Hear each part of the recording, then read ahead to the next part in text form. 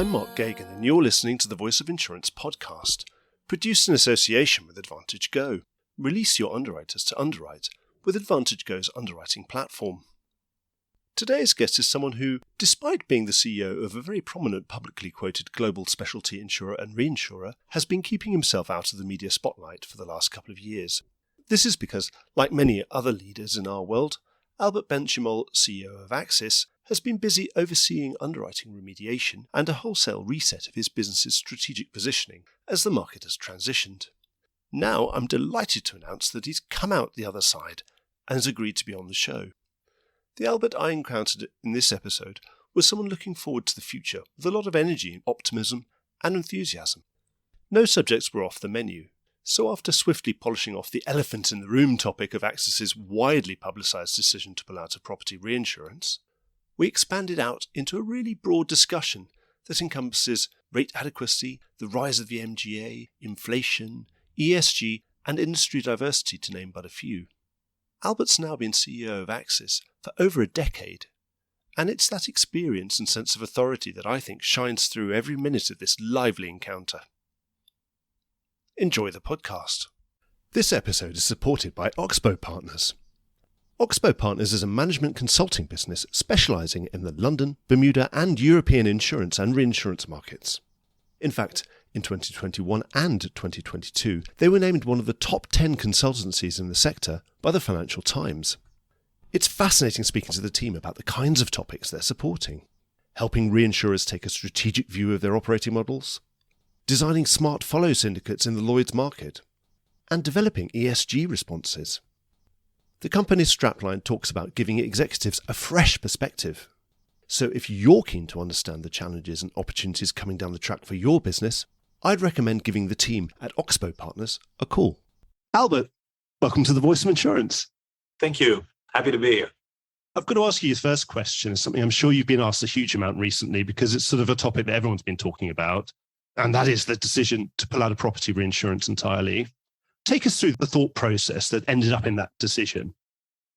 Well, Mark, as you know, over the last few years, we've embarked on a successful transformation of our business.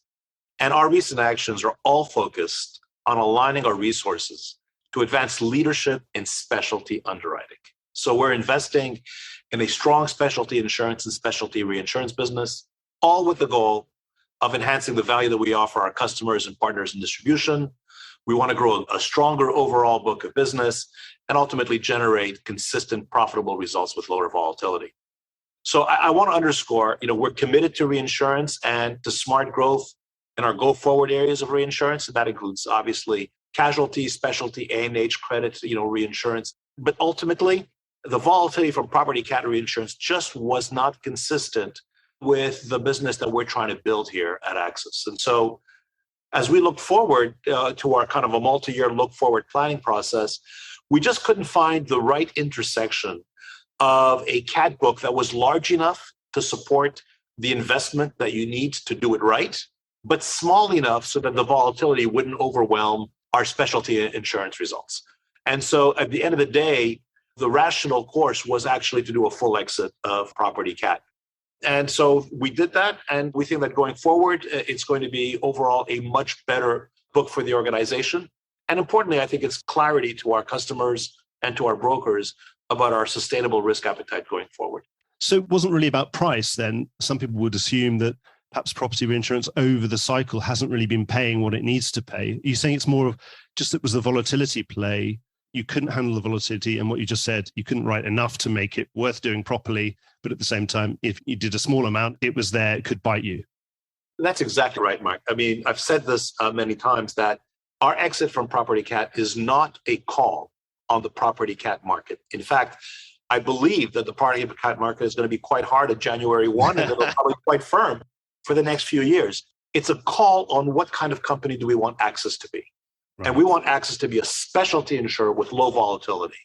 And unfortunately, the two just don't live well together. So if someone asks you, well, why are you pulling back now that prices are finally rising and are rising pretty firmly? You say, well, it's just not about that. No, not at all. And paradoxically, on the dice, obviously pulling out of a line, theoretically, mathematically, one would assume it gives you a diversification cost rather than a benefit. presumably you're saying it's outweighed by volatility. Well, first of all, we already have such a widely diversified book of business. And we do have some property cat exposure through our specialty insurance book. Yeah. So it's not like we don't get the benefit of that. If you look back several years, I would argue that our problem was not that we were underexposed cat for diversification, but that we were overexposed cat for volatility. And so what we're bringing ourselves down now is to a place where we think we've got very good diversification in the book of business, but better balance and less volatility. And at the end of the day, that's really what matters. What do you say to people, though, who say that property reinsurance is an absolute core line? And using the example of going into a shop, into a store to buy some food, and you say, well, all stores need to stock bread and milk and eggs. And to say, well, if I go into the Axis store, hang on a minute, I haven't got eggs and I haven't got milk and I haven't got bread. I need to go somewhere else for that. I mean, there are stores that sell milk and eggs, and there are patisseries that sell croissant and cakes, but no eggs and no milk. So I think it's what kind of store do you go to? And does that store give you the highest quality product for what they're selling? Yeah. In our case, it's about being very clear with our producers and our customers as to what our sustainable risk appetite is going forward, and delivering the best product and the best service that we can for those lines of business. So it's kind of like go to Walmart if you want that kind of commoditized stuff. But if you want the specialized stuff, you've got to come into my more boutique establishment. I think that's fair. And again, I want to be clear that I'm not espousing a view as to what other establishments should be doing. I think there are business models that work for different companies that align their skills, their resources, their expertise with the market opportunities that they see. And they should absolutely pursue that. In our case, it's clear that over the last decade, we've developed our specialty underwriting skills to the point where we believe we have an opportunity to be best in class. And that is what we want to do. And we see plenty of opportunity for us to grow profitably, to serve our customers, to serve our producers in the specialty underwriting space. So looking forwards, what is this axis that you want to project out to those brokers and to ultimate customers? So we're focused on advancing leadership in specialty underwriting. And we have all the resources and capabilities to deliver solutions and value to our customers and partners in distribution, including, I'm very happy to add, market-leading claims capabilities. So over the last several years, we've developed capabilities, and we now have a very clear and sustainable risk appetite that we can communicate to our brokers and customers. And we're very clear about what we want to do. We're in the US, E&S, and wholesale lines of business. We're in the London market specialty business. We provide the whole range of professional lines through both retail and wholesale channels. And of course, we provide international reinsurance. But in all of those sectors, we distinguish ourselves through our expertise in specialty underwriting and in our service.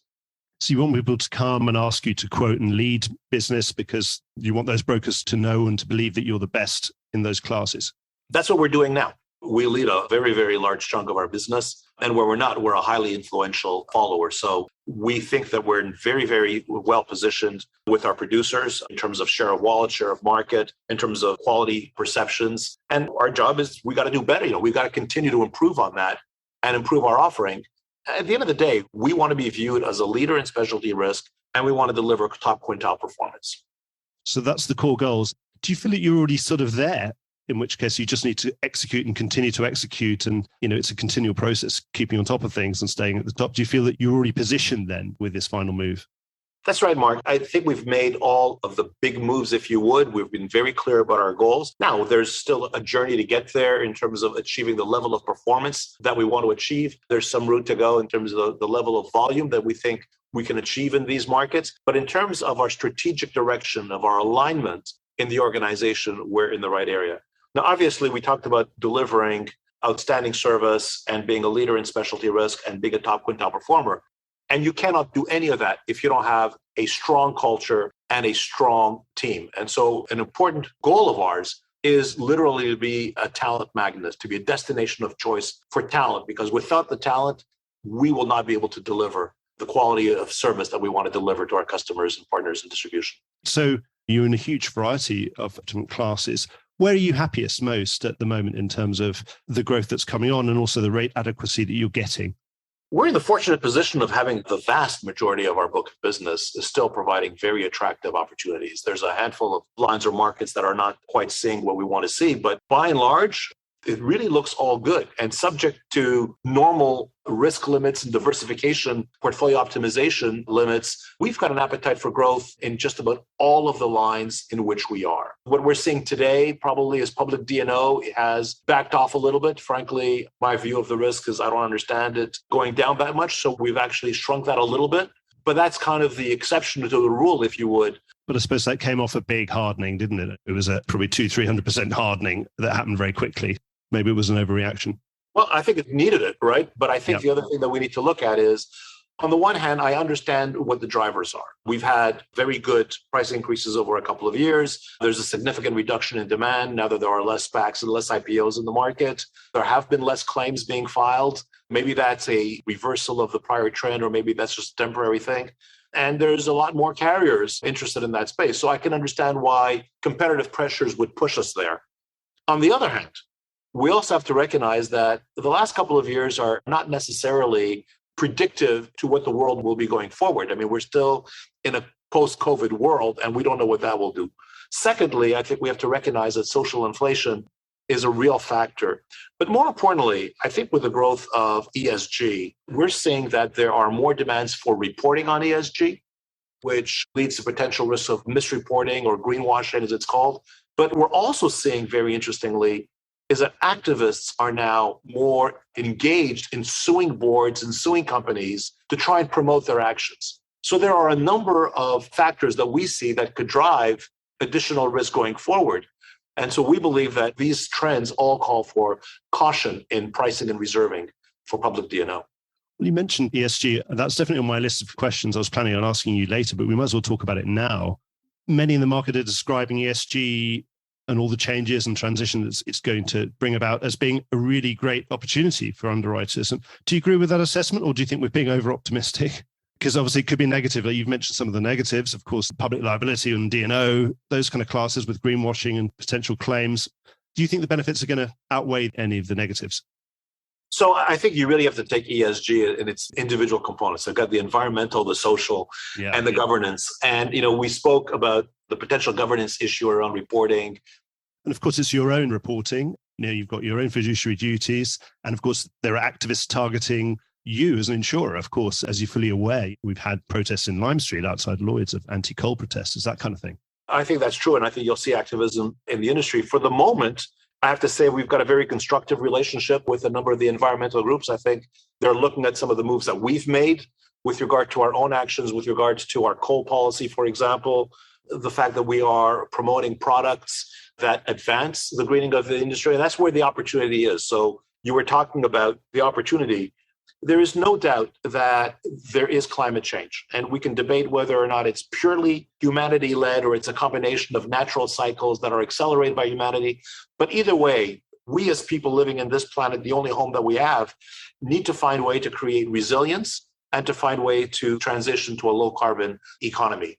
That's creating new industries, new business, new projects, all of which require insurance. And if we're going to be a forward-looking organization, we want to position ourselves for growth in the demand that's going to come. And one of the things that I'm very proud of is the fact that we are a leader in renewable energy. So several years ago, we saw that this was going to create a demand for more investment in renewable energy, obviously insurance. And so today we're a leader in renewable energy, and that is exactly the kind of opportunity, Mark, that you're referring to. And so we're very happy with that. And I think that as we have more projects, as we get into carbon capture, as we get to new products, batteries, hydrogen, that's all going to create new opportunities. So the environmental piece, I really do believe, is an opportunity much more so than a challenge. I think on the social piece, I think we as an industry have not covered ourselves in glory. I think that if you look at the top of both our organization and the industry in general, we don't have sufficient diversity in those roles. And I think we have an obligation to step it up. And I think that the first thing we need to do is make sure that we recruit a diverse talent pool at the early levels of the organization, from colleges, from school, and keep developing and investing in that talent pool to create a pipeline to the point where it's no longer an issue. But as an industry, we're not there yet. And that's something that we need to continue to work on. On that side of things, what are you doing to help address those problems and the S part in your own organization? Some of the most common reasons cited for perhaps, gender disparity at high levels of an organization, again, which I agree with you wholeheartedly, all you have to do is scroll down my podcast, which is mostly CEOs, and you'll see people who look rather like you and rather like me, Albert. And it's a bit depressing when I scroll down for 2 whole screens and there's not enough people who don't look like us. So what are you doing that's better than your competitors, would you say, to help lead this? For example, particularly females leaving the workplace, perhaps when children come along and just at the moment when their career might be taking off. Yeah, so the first thing that I want to say is I don't know that I would position ourselves as, quote, doing anything better than anybody else. I think we all have our journey to take, and certainly we're committed to our journey. But to your point, it's got to be a multi-strategy that you put in place to move forward. So let's talk about that. Again, number one, I think we're not going to solve centuries of discrimination in 3 or 4 years. And the first thing we need to do is we need to create a very healthy pipeline of diverse talent. Back to going to schools and explaining to people how exciting the insurance industry is and making sure that we recruit them and invest in them and mentor them and build that pipeline over time. That's number one. Number two, we've made it a commitment that whenever we have an important position, we've got to create a broadly diverse slate. And we have to challenge ourselves that, yes, we have good people here, but let's use this opportunity to go outside and see what's out there. Now, that doesn't mean that we will always have a diverse candidate taking the job. We want the best candidate, but we want to make sure that we include every opportunity to meet the great diverse talent that is in this industry and see if we can provide an opportunity for them here. But to your point, there are a ton of really good programs. So as you know, there's a return to work program in London right now. Yeah. And so we've been participating in that program and providing opportunities for mothers coming back to the workforce after having been out for a few years. And that's a very exciting program. And we're really pleased with the people that we've brought on board. Obviously, we're an active promoter of Dive In. We have ERGs, employee resource groups in the organization, and it includes women, people of color, veterans, parents, LGBTQ+. And again, it's giving them an opportunity to feel that at Axis, they can be their whole selves, they can be respected, and they can reach out and work with other people who are like them to work in a more diverse group. So we're trying to do all of those things. And my guess is we'll continue to explore new approaches to enhance both the quality and diversity of the culture and the diversity of our talent pool going forward. Well, okay, going back into ESG more generally, because it's going to permeate everything. It's going to be your clients are going to be wanting to see that you're an ESG approved supplier. Obviously, regulators are going to get their hooks into all of us. And we're going to have to spend a lot of time, I presume, asking questions of each other. I presume you're going to say, yes, that we'd need some kind of common framework to do this. And obviously, within our industry, it being a globalized industry, that it might need some global common standards and frameworks. Otherwise, one would presume it would be quite frustrating if a Marsh broker asks 50 questions of you, an Aon broker asks 50 questions of you, or that you ask 50 questions of an Aon broker, and then Munich Re asks 57 questions in a slightly different format. And we could all be in complete mess before we knew it. So do you think we need a common framework? And do you think we're going to get it anytime soon? Or is it just over the horizon, do you think? So I fully agree with you that a common framework just makes it easier for everybody to have metrics that are comparable, period over period, and against other companies, and frankly, a little bit of competition, who's doing what. If everybody's measuring performance differently, then it becomes almost impossible. And to your point around the inefficiencies of doing our various tests around measuring the carbon intensity of our portfolio, measuring the carbon intensity of our supply chain, measuring the output of our greenhouse gases, for example. So all of those things benefit from standardization. And I think that there are a number of attempts right now to get there. It's a little bit like VHS and Betamax back in the old days. I think at some point one will ultimately win, but I think we have a couple of competing ideas and areas in the industry.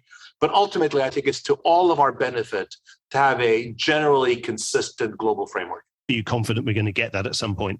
I am, because necessity is a great motivator. And I think that nobody wants to deal with an inefficient and murky world for something as important as measuring progress on ESG. And I presume also that G part is, of course, a lot of that for governance is disclosure, isn't it? And I suppose if you can't be certain how much CO2 you and your underwriters are emitting, then I suppose you'd probably err on the side of not disclosing it because you don't want to be accused of greenwashing if you get it wrong. That's right. But, when I think of governance, I also just think about how we make decisions and ultimately who we report to. And I think about my directors, and my directors will be on 3 or 4 different boards. Can you imagine if they're on 3 or 4 different boards, all of which provide different metrics and different ways of measuring? they have no ability to come to us and say, look, Albert, I think you should think about doing it this way, or you're lagging some of my other boards if everybody measures differently. So it's actually a real benefit to our independent board members to be able to share metrics that are relatively standardized so that they can use their experience, their broad view of what's happening in the world and say, okay, given my experience, given what I see, I can now position where you are at Axis. And by the way, I think you're doing well here. I think you should do a little bit more there. But if everybody uses it differently, it's actually more difficult to govern because you don't know what to measure. Do you think we're going to sort out ourselves as an industry before a regulator sorts us out on the regulator's behalf? Let's just say that it would be to our benefit to do so. And look, I think there are a lot of things that are moving forward. As you know, Lloyd's is moving forward in measuring the carbon intensity of underwriting portfolios. And I think that they're in a great position because there are multiple carriers involved at Lloyd's. And so that's a great place to start. And so perhaps they have a bit of a head start there and we can see things going there. You know, the brokers are all trying to measure what are the requirements of an acceptable pathway to a low carbon transition. And so that's great because it'd be wonderful if we could all say, okay, these companies are carbon intense today, but they're doing the three things that we're looking for to move to a low carbon standard. And because of that, we should support them in their journey. Yeah. As opposed to saying, you know, because they're dirty today, we shouldn't do business with them. Quite the opposite. Our job is to help people transition from a high carbon economy to a low carbon economy. And so, again, it'd be great to be able to say, these people are trying hard, they're meeting the standards, let's support them in their journey. Let's get back to the market. Obviously, you've transitioned into specialty. It's been a great place to be. Obviously, we've had a higher percentage of business moving into E&S, into specialty markets generally around the world. Do you think this is one of these cyclical things that ebbs and flows and comes and goes, or is there something more secular at work here? My personal view is that there is a secular move, and then that's accelerated, if you would, in some cases by cyclical moves. So if you look at the E&S market in the US, since 2005 at least, has grown at a much faster pace than the commercial insurance world. Yeah. And why is that? Well, there's a lot of complexity. There's a lot of innovation, by the way. So a lot of new industries that are out there that are not necessarily well covered by the standard commercial world, number one. Number two is that as large commercial insurers become larger through acquisition, they tend to focus on productivity and efficiency. And when they do that, they find that small books of business that are complex, that require a lot of human engagement, individual negotiation, and so on, to them at that point almost becomes not worth the money. Yeah. It's just not big enough for a multi-billion-dollar company to worry about a highly complex, several $100 million book of business. And so they kind of walk away from that over time. It moves into the E&S market, but that's our target zone. And so it's great for us. And so we've seen that our target market has actually grown over the last several years. Now, within that secular change, there will be some acceleration of risk going into the E&S and wholesale market as markets firm and standard carriers get a little bit tighter. And then over time, they'll start to get back into it. So there is some cyclicality, but I would say that the longer term trend is that we're seeing more complex business go into the E&S and wholesale market. And that's really good for Axis because that's what we do best.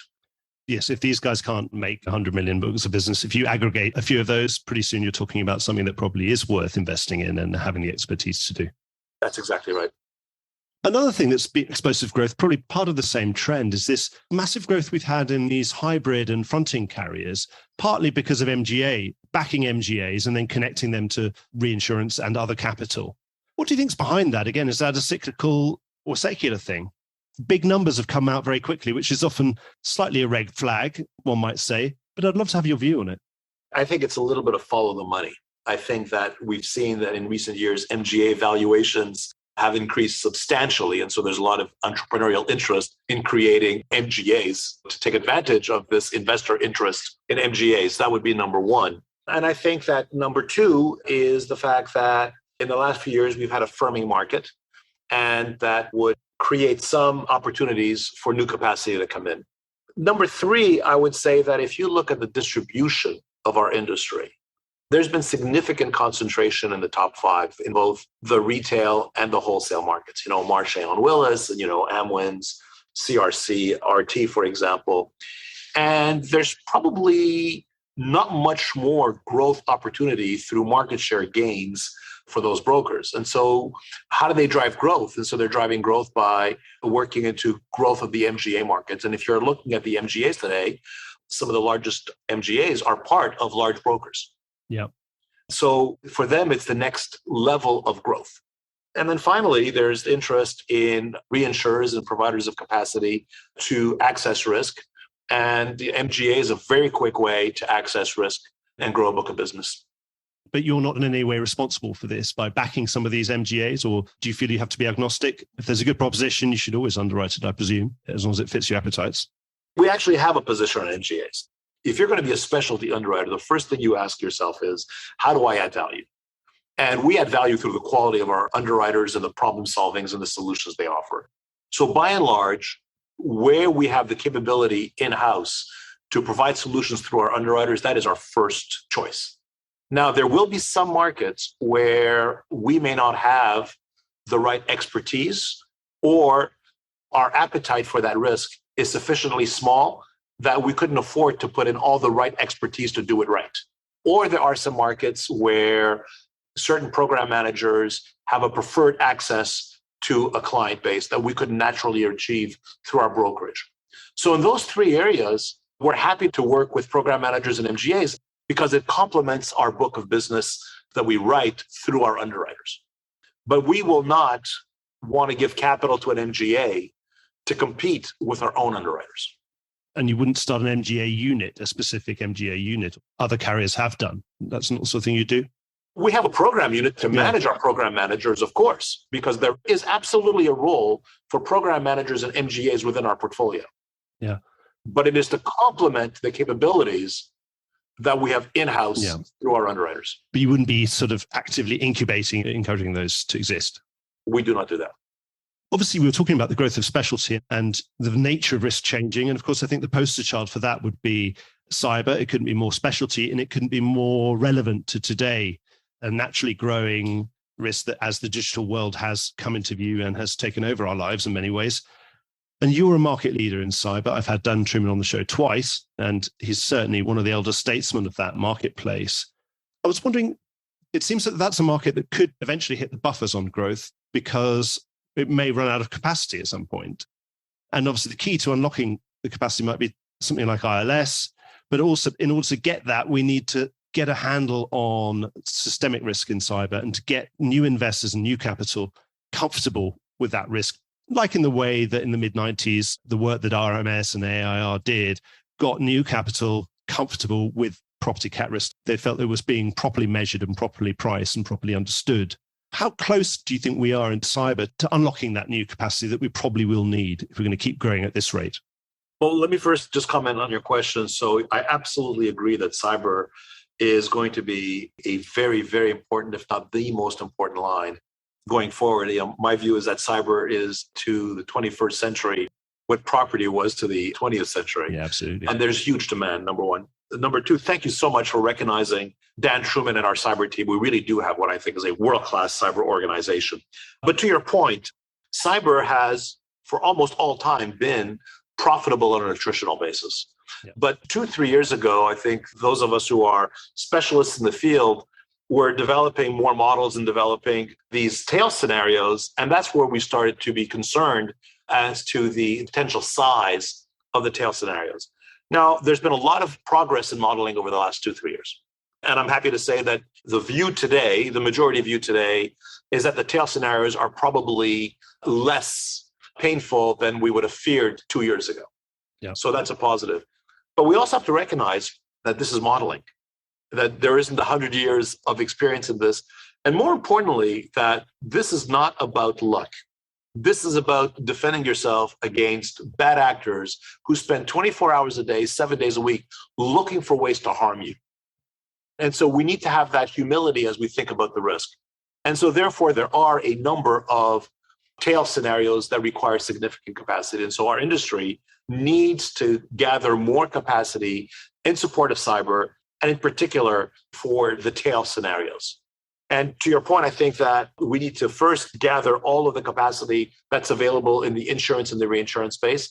Then we're going to need to find ways to generate an ILS market that can gather a significant amount of funds. And at some point, we may need some sort of partnership with governments, public-private partnerships, to provide that capacity. And we have to work through all of those.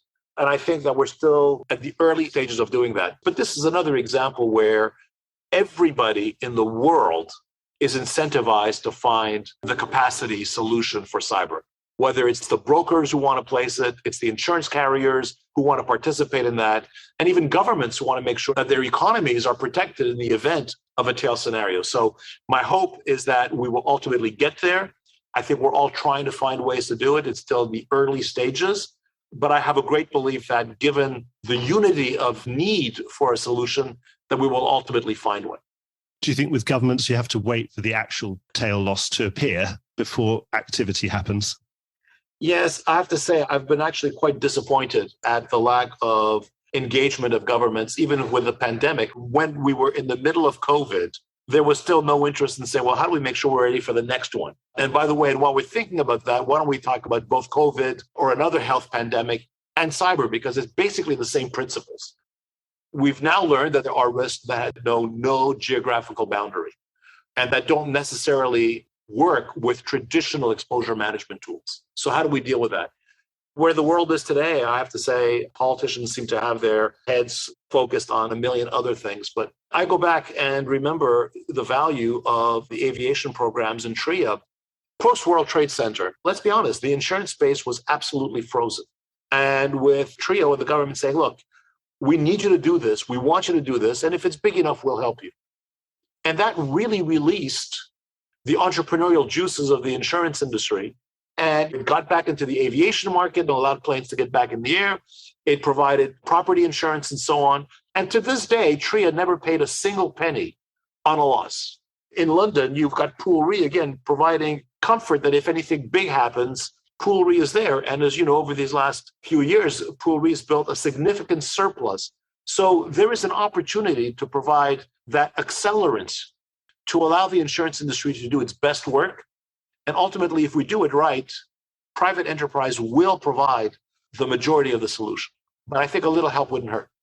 Obviously, governments are always busy, and you can imagine they're pretty busy. We just have the pandemic, and now we're having this post-pandemic inflationary period, the likes of which we haven't seen since the late 70s or perhaps mid to late 80s. How are you responding to global inflation? What are the sort of benign scenarios that might happen, and what are the worst ones, and how are you preparing for all of those?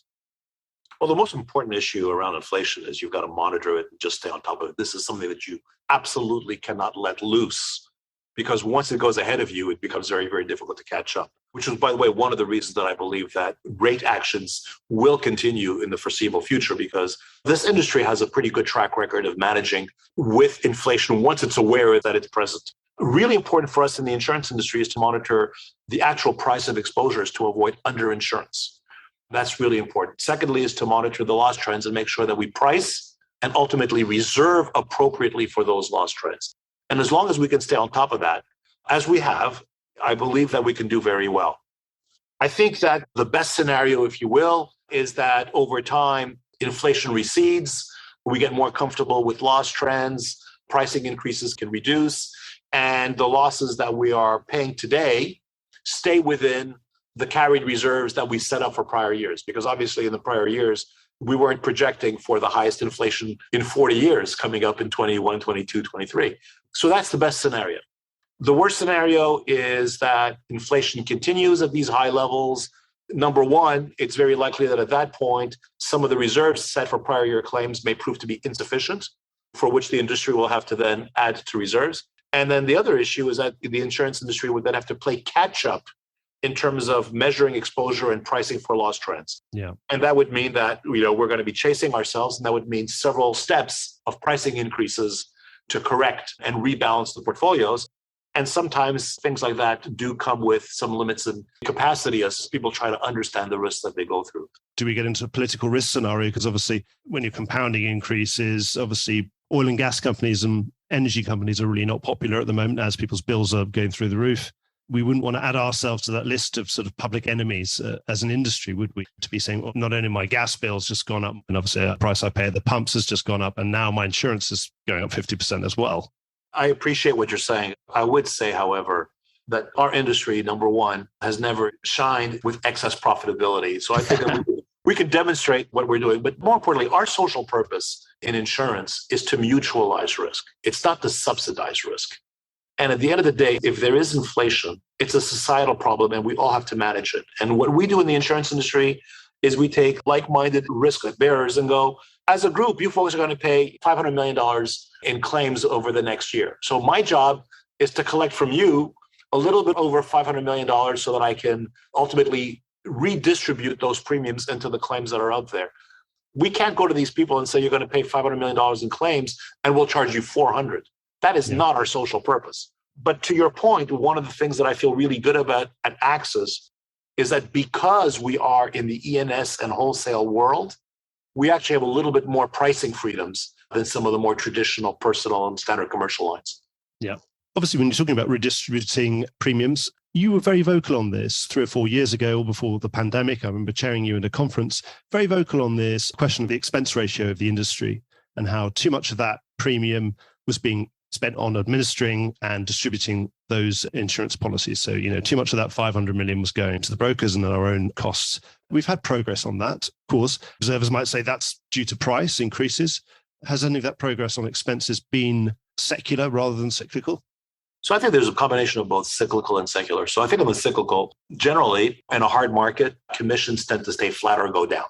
So from a brokerage commission basis, that's been quite good over the last 2-3 years. In a soft market, commissions tend to go up. That's just natural. But I think the encouraging longer term trend is the use of technology, digital, data and analytics to accelerate processes, to achieve core sustainable efficiencies. And I think we're still very early on in the process of doing that. Albert, you say technology was at the early stages, so you expect a lot more to come. There are a lot of digital initiatives that are just really getting going now. Are you optimistic that we're in a good point now, that some of these investments are really going to produce some serious returns and we're going to start knocking points off? Absolutely. I really do believe that there is progress to come. Now, it's not going to cut our G&A ratio in half, but I think there is an opportunity to see over several years the shaving of 1 or 2 or 3 points as we go forward. And my hope is that the carriers do that, but also the brokers. And as the brokers achieve their efficiency, they may be able to sustain their margins and their return on capital with less absolute commission rates. And ultimately, we can take all of those savings and give it back to our customers, ultimately through a higher loss ratio. My view has been and continues to be that we can increase the attractiveness of our line of business if we can demonstrate to our clients that the majority of their premiums ultimately go back to them in claims, and that we do that efficiently. If we go to an industry group and say, we're going to pay you less than 50% of your premiums in claims, what they're going to say is, thanks very much, we'll create our own mutual. We got to demonstrate to them that it is a strong value proposition, and we can deliver that value proposition by being efficient in the way we deliver our product. Are you optimistic about intermediaries competing away or becoming efficient enough to get rid of a lot of their commissions? And some prominent brokers are quite vocal on this. Someone like David Howden has said that as the market digitizes, some of our commissions will tend almost to zero because there'll be zero frictional costs, and we'll end up with more like when you go on the stock exchange. When you go and buy stocks and shares, you can go to Robinhood and you don't have to pay anything. Do you think that brokers are going to resist that right until the end? I think competition will serve its purpose. And I think ultimately it's going to be difficult to convince customers that if it costs you X to deliver a product, that you should be charging 5X or 10X. So I think we'll let competition do it. I want to be very clear. There's a lot more value that brokers provide than simply the transactional piece. It's the advisory piece, the structuring piece. And so they deserve to be adequately compensated for that. But if there are efficiencies to be made, ultimately it should be the customer who benefits from that. One last question. Obviously, sadly, we're just coming through 6 months since the beginning of the Russian-Ukrainian war. Is that a big watershed kind of loss, do you think? Or is it just a business as usual loss for anyone who's in the business of underwriting war or political risk? So unfortunately, I think of the Ukraine war as business as usual. And when you think about it, over the last couple of years, we've had COVID, we've had the Ukraine war, and we've had significant inflation. But to me, what it reminds us of is the role that we play in the global economy. And, we stand behind our customers, we support our customers, and that's where the value of the industry is. But what COVID and Ukraine and inflation remind us of is we are at the receiving end of risk. And so as insurance carriers, it's important for us to understand that we are taking risk, and therefore that we price for it properly, that we reserve for it properly, and that we put enough capital behind it so that we can continue to provide the very valuable service that we provide to the economy. So we can't go but for Ukraine, but for inflation, but for COVID, but for high cats. This is our business.